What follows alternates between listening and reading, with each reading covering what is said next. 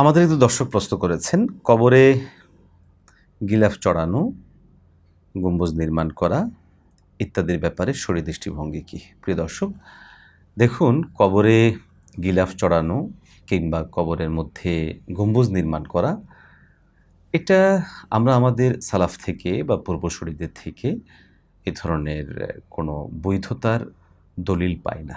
হ্যাঁ, বিভিন্ন সময়ে বিভিন্ন যে সমস্ত বিষয়গুলো আমরা দেখি, সে সমস্ত জায়গায় আমরা উদ্বুদ্ধতা এটাই দেখি যে কবরকে যতটুকু সম্ভব সেখানে চিহ্ন মুক্ত রাখাটাই মূলত আমাদের জন্য উচিত।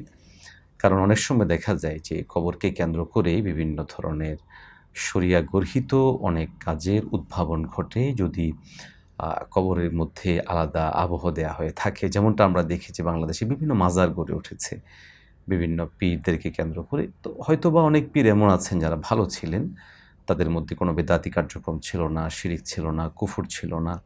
কিন্তু পরবর্তী সময়ে যখন তাদের সেখানে চাদর উড়ানো হলো, গম্বুজ দেয়া হলো অথবা ভিন্ন কিছু করা হলো, তখন দেখা গেল যে পরবর্তী সময়ে এই কবরগুলো মাজারে রূপান্তরিত হলো এবং এখানে বিভিন্ন ধরনের কাজ হতে লাগলো। এজন্য বিজ্ঞ ওলামায়ে কেরামগণ বলেন যে যথাসাধ্য কবরকে স্বাভাবিক ও সাধারণভাবে রাখা, এখানে গিলাপ চড়ানো, গম্বুজ বানানো সহ আরও যত ধরনের কার্যক্রম আছে, সমস্ত কার্যক্রম থেকে আমাদের বেঁচে থাকাই উচিত। আল্লাহ সুবহানাহু ওয়া তাআলা আমাদেরকে শরিয়া ফলো করে যে কোনো কাজ করার তৌফিক দান করেন। আমিন।